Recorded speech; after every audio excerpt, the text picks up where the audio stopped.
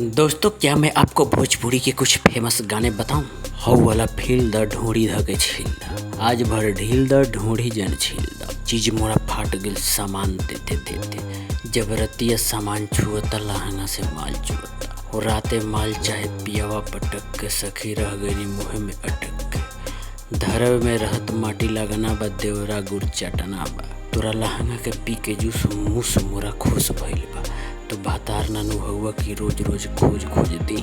पांडे जी का बेटा हूँ, चुमा चपक के लेता हूँ, गाना के रस तोरा ढूंढी में सही सही जाता कि ना। तो आपने सुना ना, जब तक चोली उठलाली ब्लाउज ढूंढी नहीं होगा गाने में, तब तक क्या भोजपुरी संगीत कंप्लीट थोड़ी ना होगी। क्या यह वही भोजपुरी इंडस्ट्री है जिसमें अमिताभ बच्चन, धर्मेंद्र, अजय देवगन और मिथुन चक्रवर्ती जैसे बड़े बड़े एक्टर भी काम कर चुके हैं, और गंगा किनारे मोरे गांव, बलम परदेसिया, ससुरा परा पैसा वाला जैसी सुपरहिट मूवी भी देखने को मिली है। लेकिन आखिर क्यों हमारे पुराने संस्कृति को जीवित रखने वाली भाषा भोजपुरी को अश्लीलता के साथ जोड़ा जाने लगा? आखिर क्यों मनोज बाजपेयी, पंकज त्रिपाठी, नवाजुद्दीन सिद्दीकी जैसे बड़े एक्टर यूपी बिहार के होते हुए भी भोजपुरी इंडस्ट्री में काम करना नहीं चाहते हैं? आज इस वीडियो में भोजपुरी के अर्थ से फर्श तक के सफर को जानेंगे। तो उससे पहले अगर दोस्तों चैनल को सब्सक्राइब नहीं किया तो सब्सक्राइब कर लें, वीडियो अच्छी लगे तो लाइक जरूर से जरूर कर दें। दोस्तों, पिछले कुछ सालों में भोजपुरी इंडस्ट्री काफ़ी तेज़ी से ग्रो कर रहा है। आज बिहार, यूपी, झारखंड, पश्चिम बंगाल, गुजरात और मुंबई समेत मॉरिशस जैसे देशों में भी भोजपुरी के चाहने वाले करोड़ों लोग हैं। लेकिन भले ही पवन सिंह, दिनेश लाल यादव, खेसारी लाल या रितेश पांडे, कल्लू या बुलेट राजा जैसे स्टार को यूट्यूब पर भले ही लाखों करोड़ों व्यूज मिल जाते हैं, लेकिन सच्चाई यह है कि इनके गानों को आप बिना हेडफोन लगाए नहीं सुन सकते। यही वजह है कि भोजपुरी फिल्में या गानों का जब भी जिक्र होता है तो लोगों के दिमाग में डबल मीनिंग डायलॉग और अश्लीलता से भरे गाने ही दिमाग में आते हैं। ऐसे में सवाल ये उठता है कि बीते कुछ वर्षों में ही भोजपुरी फिल्म और गाने डबल मीनिंग और अश्लीलता का प्रयोग क्यों हो रहा है, या भोजपुरी इंडस्ट्री का इतिहास ही हमेशा से ऐसा रहा है? अब ये समझने के लिए हमें थोड़ा भोजपुरी इंडस्ट्री में झांकना होगा। तो दोस्तों, देश के प्रथम राष्ट्रपति थे डॉक्टर राजेंद्र प्रसाद। वो भी बिहार से थे। एक फिल्म फेस्टिवल के दौरान उन्हें एक्टर और स्क्रीन राइटर नज़ीर हुसैन से मुलाकात होती है। तब उन्हें पता चला कि हुसैन साहब यूपी बिहार के सीमा से सटे गाजीपुर के रहने वाले हैं। ऐसे में डॉक्टर राजेंद्र प्रसाद ने भोजपुरी भाषा में फिल्म बनाने को कहा, क्योंकि राजेंद्र प्रसाद भी बिहार के रहने वाले थे और इनको भोजपुरी भाषा से खासा लगाव था। हमारे पहले राष्ट्रपति के रिक्वेस्ट पर नाजिर हुसैन ने भोजपुरी की पहली फिल्म गंगा मैया तो है पियरी चढ़ाईबो लिखी, और इस फिल्म को भोजपुरी में लिखने के बाद डायरेक्टर बिमल राय के पास पहुंचे। तो उन्हें कहानी तो बहुत पसंद आई, लेकिन वो इसे भोजपुरी में नहीं बल्कि हिंदी में बनाना चाहते थे। मगर नजीर हुसैन ने इसे भोजपुरी में ही बनाने का फैसला किया।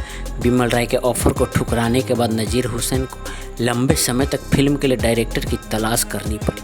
वो इसलिए कि ये भोजपुरी में बनाना चाहते थे और उनको कोई भोजपुरी में डायरेक्टर मिल नहीं रहा था, और मुंबई में उनको कोई ऐसा डायरेक्टर ही नहीं मिल रहा था जो उनके फिल्म में पैसा लगाने को तैयार हो। बाद में आगे चलकर उनको कोयला व्यापारी और सिनेमा हॉल ऑनर विश्वनाथ प्रसाद शाहवादी इस फिल्म में पैसा लगाने को तैयार हो गए, और इसका बजट बनाया गया मात्र 1.5 लाख रुपए।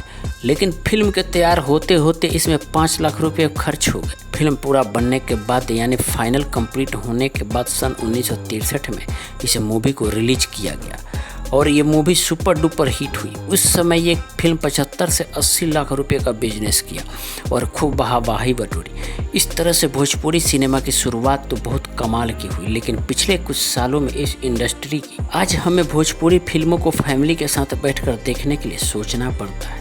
अब क्यों आज भोजपुरी फिल्मों को अश्लीलता के साथ जोड़ा जाने लगा है, और क्या है भोजपुरी इंडस्ट्री के इस फॉल डाउन की वजह? आइए बताते हैं। तो दोस्तों, एक समय था जब अमिताभ बच्चन, अजय देवगन और मिथुन चक्रवर्ती भोजपुरी फिल्मों में नजर आते थे, लेकिन समय के साथ साथ इस इंडस्ट्री में इतना अश्लीलता फैल गई कि हिंदी सिनेमा के बड़े कलाकार अब भोजपुरी फिल्मों में काम करने से कतराने लगे। पहले के भोजपुरी फिल्मों में गांव, खेत खलिहान, समाज और स्त्री पुरुष को पर्दे में दिखाया जाता था। और लोगों से जुड़ी हुई समस्याओं को दिखाया जाता था, जो कि सोशल और इमोशनल के साथ साथ लोगों के दिलों को छू जाती थी। लेकिन अब तो ज़्यादा फिल्मों में अश्लीलता और फुहरपन का बोलबाला रहता है, जिसमें दिनेश लाल यादव, पवन सिंह, खेसारी लाल यादव, प्रदीप पांडे, चिंटू, रितेश पांडे, अरविंद अकेला, कल्लू जैसे भोजपुरी स्टार अपनी दुकान चला रहे हैं।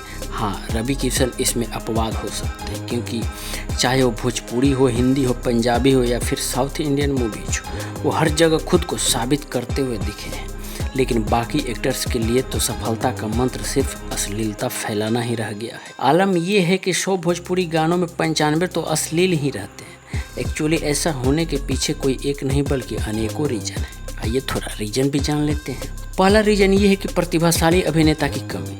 दोस्तों, भोजपुरी इंडस्ट्री में खुद को बड़ा स्टार साबित करने की लड़ाई तो चलती रहती है। कभी फेसबुक पर लाइव आकर एक्टर एक दूसरे को गाली देते हैं, तो कभी मीडिया के सामने किसी दूसरे एक्टर का मजाक उड़ाते हैं। अब वो इस काम में तो मजे हुए खिलाड़ी हैं, लेकिन उनको चूक एक ही चीज़ में हो जाती है और वो है एक्टिंग। क्योंकि हमारे भोजपुरी एक्टर को एक्टिंग से दूर दूर तक कोई लेना देना नहीं है, और एक्टिंग हो ही तो क्यों? क्योंकि भोजपुरी फिल्म के लिए एक गाना गाओ, हिट हो जाओ और भोजपुरी फिल्म बना डालो। क्योंकि भोजपुरी फिल्म में एक्शन करने के लिए कोई कोर्स की ज़रूरत ही नहीं है, कोई थिएटर करने की ज़रूरत नहीं, कोई मॉडलिंग करने की ज़रूरत नहीं है। कोर्स करके पैसा क्यों बर्बाद करें? वही पैसा गाना पर लगा दो और गाना हिट करवा दो। एक सीजन में गाना ऑर्केस्ट्रा में बज गया, आप हिट हो गए, आगे फिल्म बना डालो। तो कहाँ इसमें एक्टिंग की ज़रूरत है? क्योंकि भोजपुरी में जितना फुहर गाना गाएंगे उतना ही ज़्यादा आपको सफलता जल्दी मिलेगी। क्योंकि ऐसे ही सोच पर आप पूरी भोजपुरी फिल्म इंडस्ट्री खड़ी है।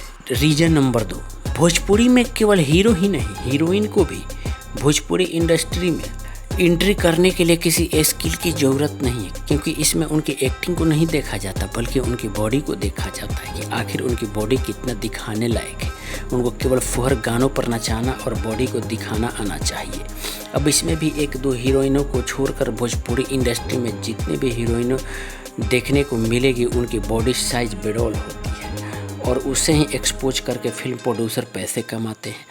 अब दोस्तों, ये फीमेल एक्ट्रेस भले ही मेल एक्ट्रेस से ज़्यादा बेटर एक्टिंग कर सकती हो, पर इनका इस्तेमाल केवल फुहरपन फैलाने के लिए ही किया जाता है। और भोजपुरी हीरोइनों के साथ एक प्रॉब्लम और देखने को मिलता है, और वो प्रॉब्लम ये है कि जब एक हीरो के साथ 3 या 4 फिल्म एक साथ कर लेती हैं तो उनका अफेयर शुरू हो जाता है, और जब उनका ब्रेकअप होता है तो उन्हें काम मिलना बंद हो जाता है। इसका जीता जागता उदाहरण अक्षरा और पवन सिंह है, क्योंकि ये हम लोग देख चुके हैं। अक्षरा सिंह ने एक इंटरव्यू में बताया था कि जब मेरा ब्रेकअप हुआ था तो मुझे 2 साल तक कोई काम नहीं मिला, क्योंकि कई डायरेक्टर अक्षरा सिंह को अपने फिल्म से निकाल दिए थे और वो कई दिनों तक बेरोजगार थी। और ऐसी ही परेशानी लगभग हर एक्ट्रेस के साथ रहती है, क्योंकि इसमें एक्टर अपने नेम और पावर का इस्तेमाल करके काम नहीं देना चाहते, क्योंकि अगर वो चली गई है तो अब उसको काम इस इंडस्ट्री में नहीं मिलेगा। और दूसरी बात ये भी है कि और ऐसी परेशानी लगभग हर एक्ट्रेस के साथ भी होती है, ना कि वो अपने साथ होने वाली बदसलूकी के खिलाफ आवाज़ उठा सकती हैं और ना ही अंग प्रदर्शन का विरोध करती है, क्योंककि इन्हें पता है कि अगर काम चाहिए तो ये सब करना ही होगा। अगर नहीं करेंगे तो भोजपुरी इंडस्ट्री में टिक नहीं पाएंगे। रीजन नंबर 3, 1963 में पहली बार सुपरहिट भोजपुरी फिल्म बनाने के बाद 14 साल इस इंडस्ट्री में सिर्फ 21 फिल्में ही प्रोड्यूस की गई थी। वजह थी बेहतर कंटेंट क्रिएशन, सभ्य संगीत, अच्छे डायलॉग और कमाल की एक्टिंग। लेकिन अब ये इंडस्ट्री फिल्म मेकर या एक्टर के लिए बिजनेस बन के रह गई है और क्रिएटिविटी के नाम पर कुछ भी देखने को नहीं मिलता। हम अक्सर ये सुन के हैरान रहते हैं कि अक्षय कुमार 1 साल में 3 या 4 फिल्में कर लेते हैं।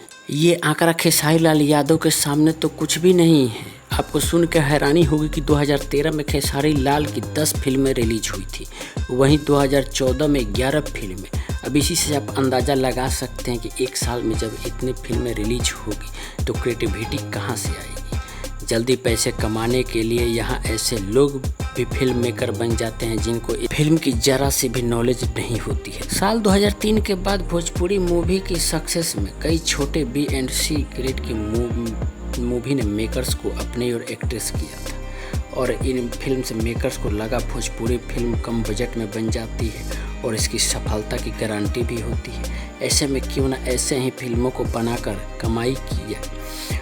अब ऐसी कंडीशन में बिना भोजपुरी संस्कृति को समझे बी और सी ग्रेड के फिल्मों के फार्मूले पर भोजपुरी फिल्में बनानी शुरू कर दी, जिसमें कि महिलाओं को फुहरपन के रूप में देखा गया और उनसे खूब बॉडी एक्सपोज कराई गई। साथ में फिल्मों को हिट कराने के लिए डबल मीनिंग डायलॉग का भी खूब सहारा लिया गया, जिसमें कि भोजपुरी सिनेमा का मोरल काफ़ी गिर गया। बाकी कसर गुड्डू रंगीला और राधे श्याम रसिया जैसे सिंगरों ने पूरी कर दी। इतने घटिया गाने और म्यूजिक वीडियो बनाने के लोगों के नज़र में भोजपुरी सिनेमा की इज्जत कम होने लगी। यहाँ तक कि इस इंडस्ट्री के प्रोड्यूसर खुद कहते हैं कि साफ सुथरा फिल्म बनाने लगे तो हमारा पैसा डूब जाएगा, ऐसे में हम रिस्क नहीं ले सकते हैं।